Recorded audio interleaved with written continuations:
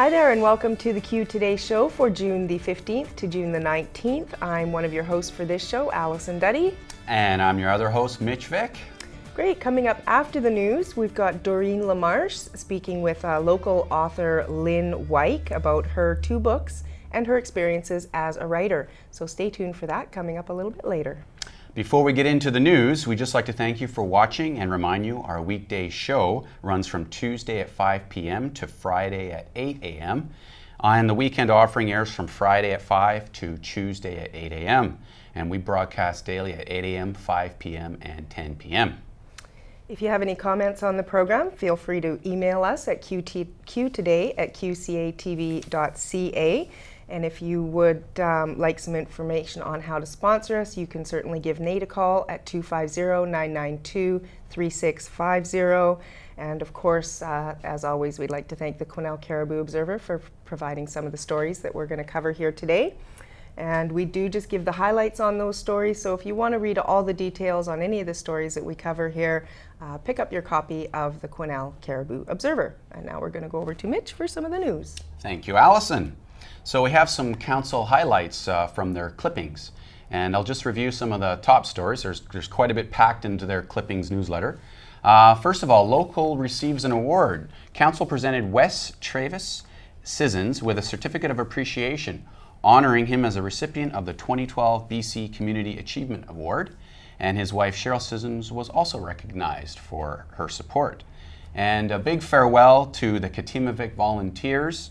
The Katimavik project leader, Victoria Blaze, introduced what is hopefully not the last group of Katimavik volunteers.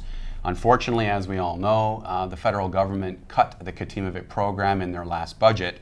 So unfortunately, this may be the last group we see in Quesnel. They've provided endless volunteer hours through the Katimavik program, helping a lot of businesses in town and organizations. So we'll be very sad to see them go, and hopefully something happens that we can continue with that program. Definitely. Also in council news, the RCMP agreement was renewed for the city, and the current occupancy agreement was due to expire in July. It has been renewed for another 5-year term, and just as a little point of interest, it will be there'll be a little bit of a savings for us as the debt has been retired for the RCMP building. So there'll be a savings for the city on that in that respect. Also, the Northern Health Campaign regarding community partners have launched a campaign that aims to educate Northerners on the benefits of early HIV testing and treatment and efforts to prevent the spread of HIV throughout Northern BC. Testing is available in Prince George, and the BC Centre for Excellence in HIV/AIDS estimates that there are 25% of people who are HIV positive who don't know it. It is important to remember that HIV is a chronic, manageable disease, not a death sentence. And they'll be offering testing for individuals between the ages of 13 and 65 in Prince George. And lastly, we'll report through council clippings that the auditor's report has been received. And if you're not totally aware of what that is, City Auditor Mr. R.E. Rasmussen filed a Section 172 report to council as requested by Ms. Pat Morton, and that is pertaining to Ms. Pat Morton's concerns and questions regarding, among other things, spending.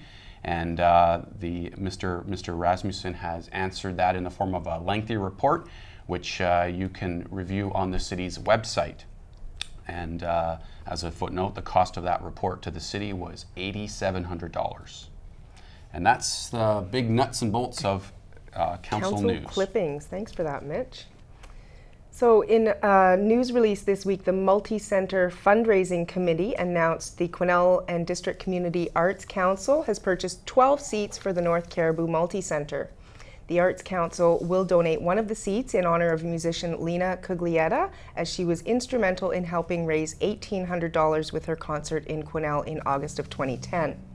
Past President of the Arts Council, Shirley Smith, commented that the Quesnel and District Arts Council has been supportive of the North Caribou Multi-Centre and particularly of the inclusion of the arts within the Multi-Centre. She added, "We felt it was important the Council make a public statement of support, and purchasing seats is a great way to support the fundraising efforts for the Multi-Centre." the Quesnel and District Arts Council is also one of the community groups who are actively selling seats. Now, pamphlets with order forms can be downloaded at www.ourmulticenter.com or picked up at either the Multicenter booth at the Farmers Market or City Hall. If your group is interested in partnering on this local fundraising event, you can contact the fundraising coordinator at ourmulticenter@gmail.com or call 250-992-3524. All right, so they're making a little bit of progress. That's good to see. Seeing every week we're seeing something come in, so that's great. That's right. Continuing. Next we have Ombudsman Kim Carter joined MLA Bob Simpson last week to discuss her recommendations for seniors' care with local residents in Quesnel.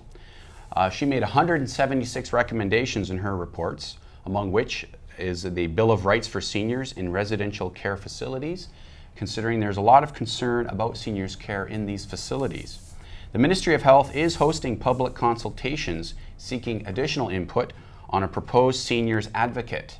The next meeting is in Prince George on June 25th from 1:30 p.m. to 4:30 p.m. But if you're not able to attend that meeting, you can call 1-855-356-9614 to register, or you can write concerns, and we'll have that address on your screen if you'd like to write and give your feedback and concerns to this committee and ombudsman. All right, thanks for that, Mitch. Thank you. So Annie Gallant wrote a story in this week's Observer about 9-year-old Josh Regier and the benefits that the CHAPS riding program has had for him and his family. Josh is a high-functioning autistic with attention deficit and epilepsy.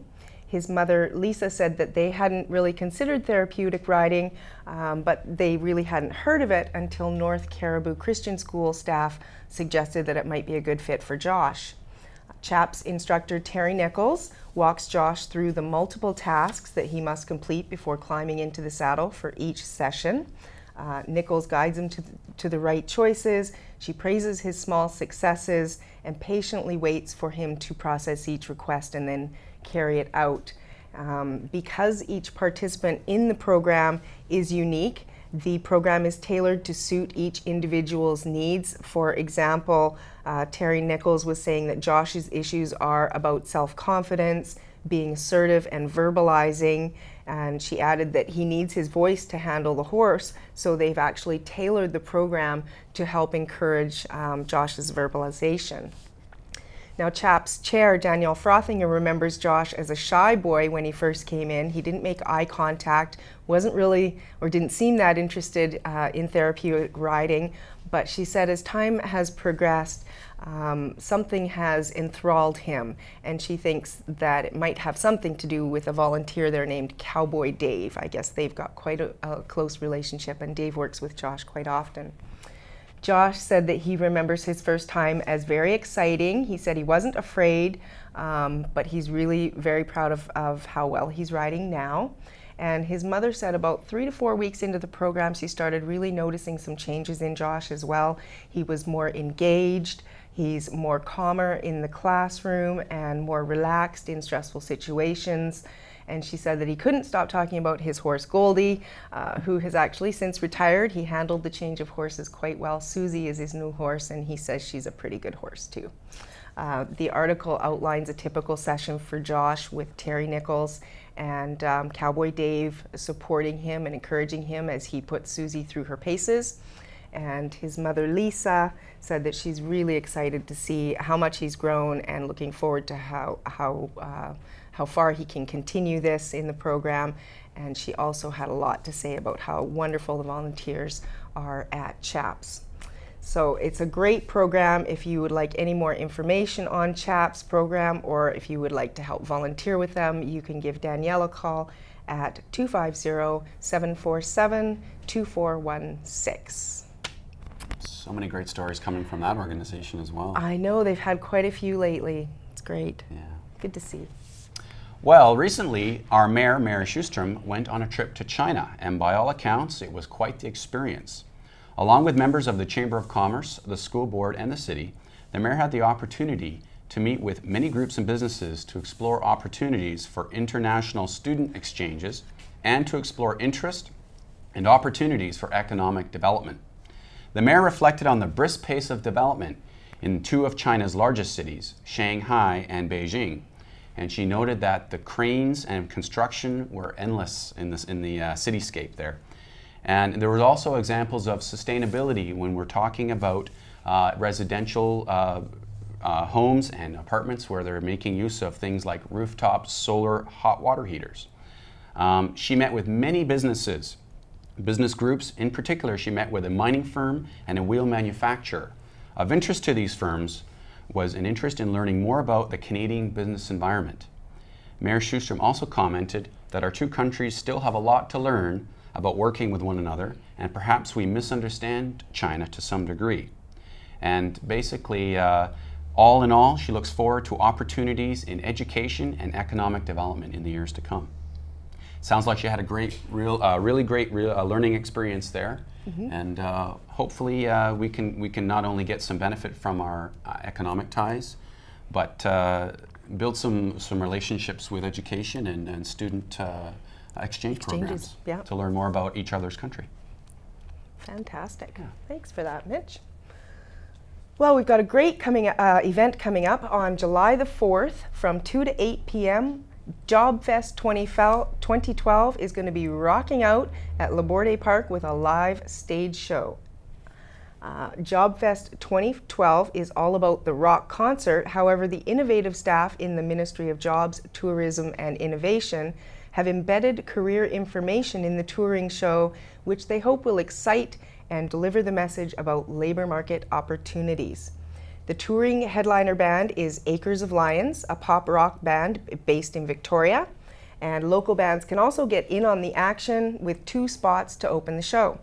All genres can apply, but primarily they are looking for rock bands. Each local band will have 2 15-minute sets. The PA and audio engineer will be provided. However, the band would need to bring their own backline, i.e. drums, amps, instruments, etc. It's a youth-oriented event designed to provide information and online tools to help young people in their career choices. 2 booths will be set up there where youth can also learn their options online while rocking out in the park at the same time. So it sounds like a great event, a good way to, to sort of get on the youth's level with a rock concert, but also get some really relevant information out, to the kids as well. So if you're interested in sending in a submission as one of the bands, or if you would like more information on this event, you can check out their website at jobfest2012.ca. Great. Sounds like it should be a lot of fun. Yeah, it was an interesting story. Thanks, Allison. Moving along into sports, we have a really great article from Jonas Gagnon of The Observer. He wrote a really great article about a recent event which occurred last weekend called Paint-ocalypse, which I'm not even sure if I've said that right, but it was a really great article about the mayor and council attending a paintball game last weekend at the paintball team and group has a plot of land which the council supported and helped set up. And good for the mayor, first of all. I want to say she's a really good sport for participating in this. And if you have an opportunity to read Jonas's article, he reads it like a war article, like it's really happening. And I was really engaged reading that. But basically what's happened during this event is the objective was for the mayor with her support team were to make it from one end of the field to the other. And members of council, including Mike Cave and Lori-Ann Rudenberg, were her opposition. So they were to intercept her, and paintballs were flying along the way. I've played paintball before. That can be pretty rough and tumble, and it could hurt a little bit. So really, really good sports all around for participating in that event. And there was also a charitable aspect to this event.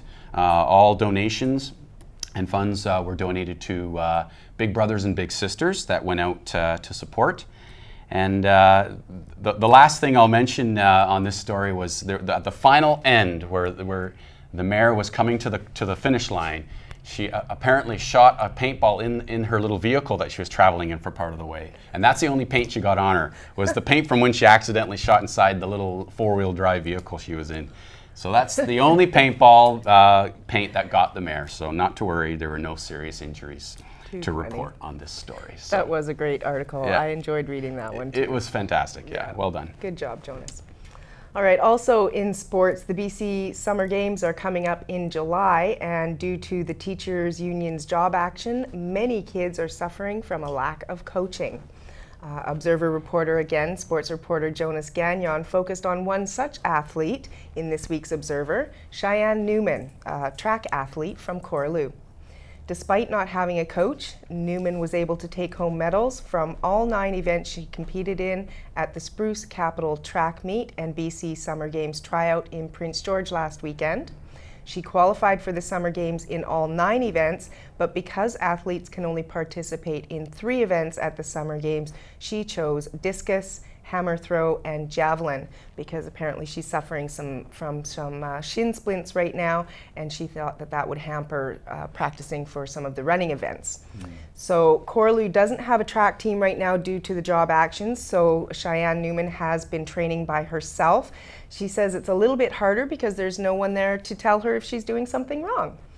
And she seems to be pretty focused, though. She says that she's going back to her coaching from previous years and trying to remember some of that stuff. And she's also going to attend some sessions with a throwing coach in Prince George as well to get ready for the games. Her goals for the games are to beat her personal bests in all her events and maybe even make it into the top 10, she said. Besides looking forward to the games, she's looking forward to having a large, strong track team from Coraloo next year, saying it makes it a lot more fun with a large group and a great coach. So we wish Cheyenne the best of luck at the Summer Games coming up in July. I believe it's the 19th to 22nd. So yeah, we're rooting for her. She sounds like she's got a few obstacles there without getting a lot of that support. would be tough. Yeah. That would be really tough. Well, we're rooting for her. For sure. Yeah. We'll keep you posted. Yeah, we will. Absolutely. As we mentioned earlier, we have an interview with Doreen LaMarche and Lynn Wyke about Lynn's new books, Strength of an Eagle and Half Truth and Total Lies. Thanks. I'm here with Lynn Wyke. She's written and published 2 novels, Strength of an Eagle and Half Truths, Total Lies. Welcome, Lynn. Oh, thank you for having me. Thank you for being here with us. So how long have you been writing?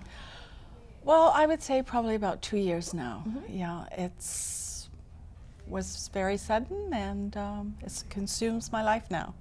So tell me a little bit about what you came from before you became a writer. Oh, I've been a teacher for several years. Too many, actually. But yes.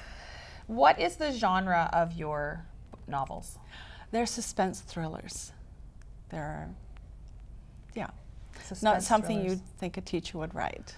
Really? So it was I did read something in on your web page about 180. Oh yes, for years, well, for 30-odd years, I was a kindergarten grade 1 teacher, and turned around to become a suspense thriller writer. It's very different. I would say. So why do you think that local readers would be interested in the novels that you've written? Well, primarily they are suspense thrillers, but they do touch on problems that we have in the North. The Highway of Tears was a big inspiration for The Strength of an Eagle, and the drug problems we have in the North. That was the impetus for The Strength of an Eagle. And then Half Truths and Total Lies is a story based in a northern rural school, and deals with prejudices that people have in society against, well, accused child molesters,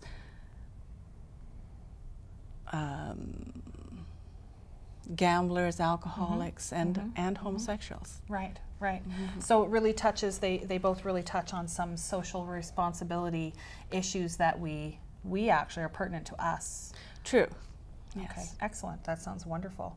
And did you want to just hold up this picture? I'm not sure how well it'll show up on the camera, but so this actually, tell us when you saw this, what happened. Well, we for were you? driving to Prince Rupert and came across this sign on the highway. It says, "Girls don't hitchhike on this highway of tears. killer on the loose. And it's, of course, in direct reference to the Highway of Tears killings. And a chill went down my spine. I went, oh my God, you know. And then we went on our kayaking tour on a mothership. And the captain is just a phenomenal storyteller. And I said, well, you know, has there anybody ever been smuggling drugs in this area? Have you ever come across anything? And he would tell different stories. And Really? so a lot of those stories have a little germ in Strength of an Eagle. So they were inspiring to you for Strength of an Eagle. So what would you say sets your books apart from other books in the same genre? I would say it's the realism of them. When you look at Canadian movies, there's a certain realistic element to it, and there's a realistic element to this Strength of an Eagle and to Half Truths and Total Lies. It's suspense thrillers that could happen to your neighbor. Right, right. So it gets you thinking in a different way than maybe an imaginary Oh yes, piece yes. would. Yeah.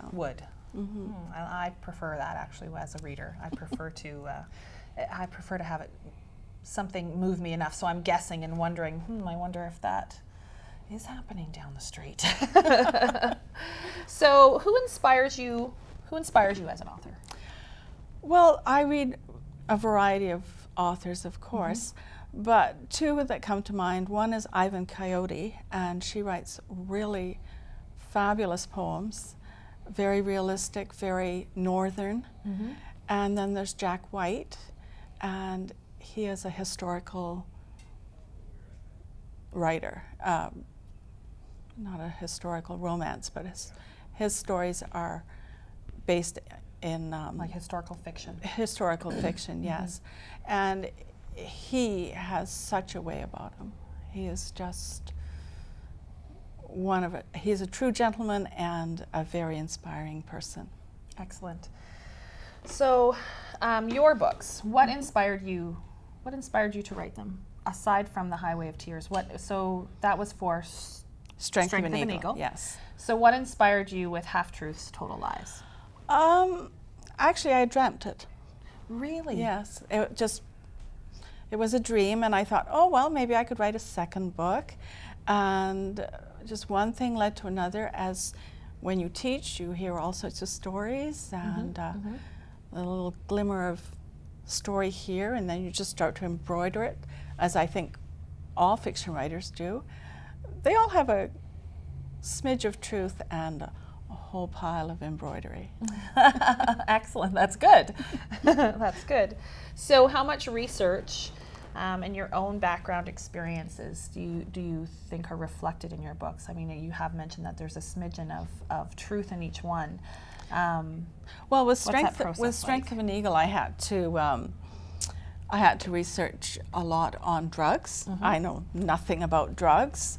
I called the RCMP drug squad and said, oh, can I ask you a few questions? Sure. And I called some veterinarians to see what kind of drugs would be available to someone that might work in a veterinarian place. Certainly. And then the Highway of Tears, I just kept thinking about how these families have no closure. And you know, why hasn't this person been caught, and things like that.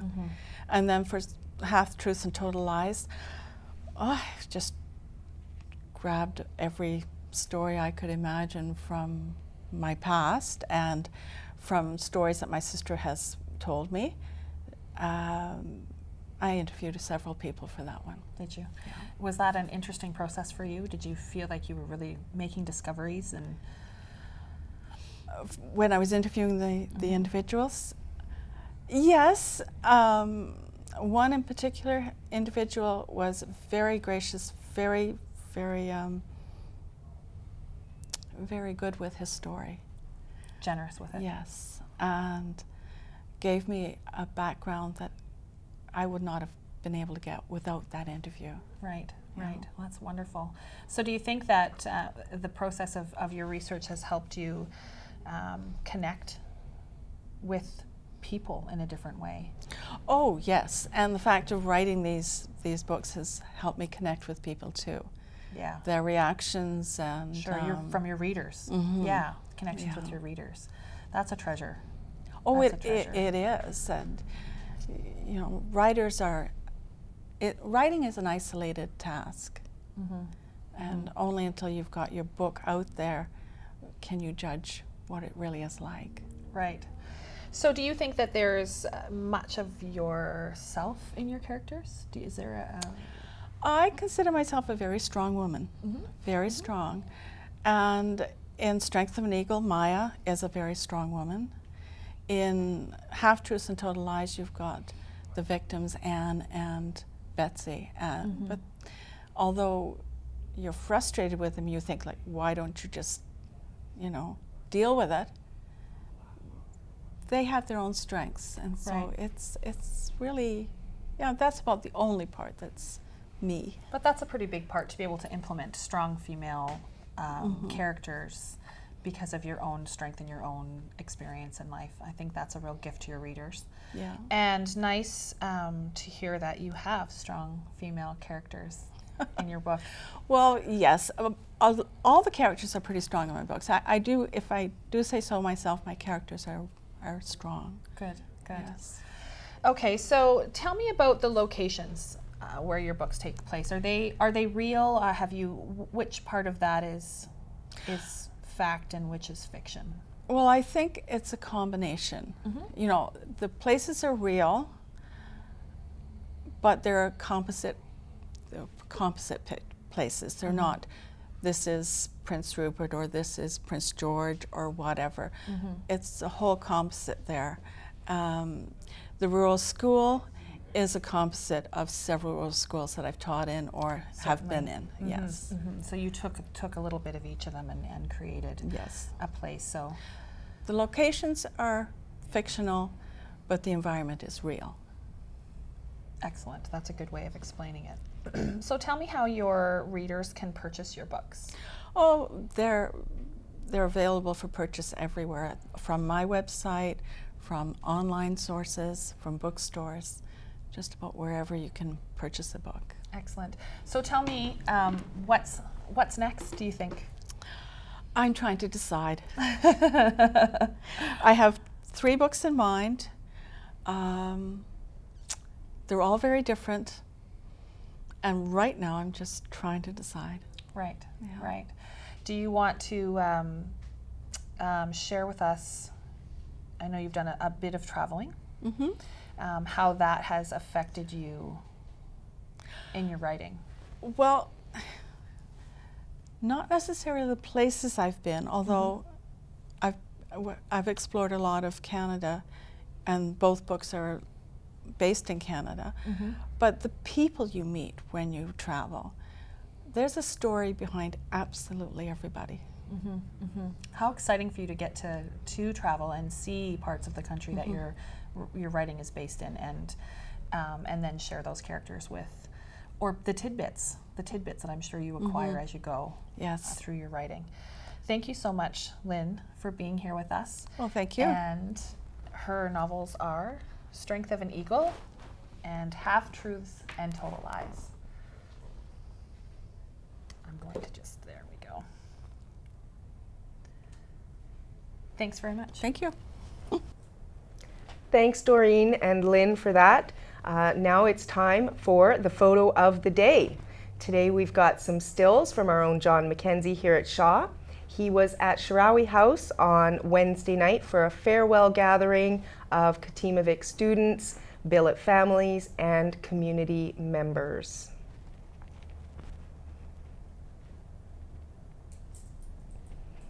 And next up, let's see what's happening at our local events with our community calendar.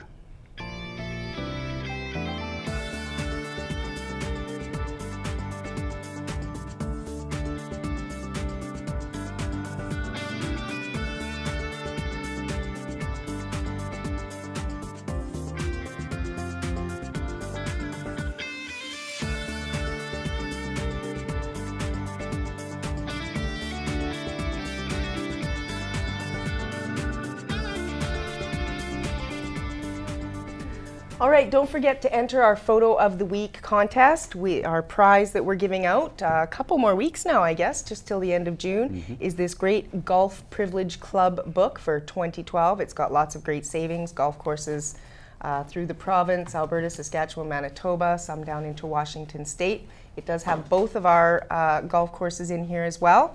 So we had another winner on our last show. We will be announcing another winner on our next show. And you have to enter to win, so send your photos in to us here at Q Today at qcatv.ca. Thank you. Well, that's it for this show. Thanks for joining us. If you'd like to give us any feedback or tips that you think we should be covering here on the show, you can contact us at qtoday@qcatv.ca. If you'd like to be a sponsor or volunteer, you can also give Nate a shout at 992-3650.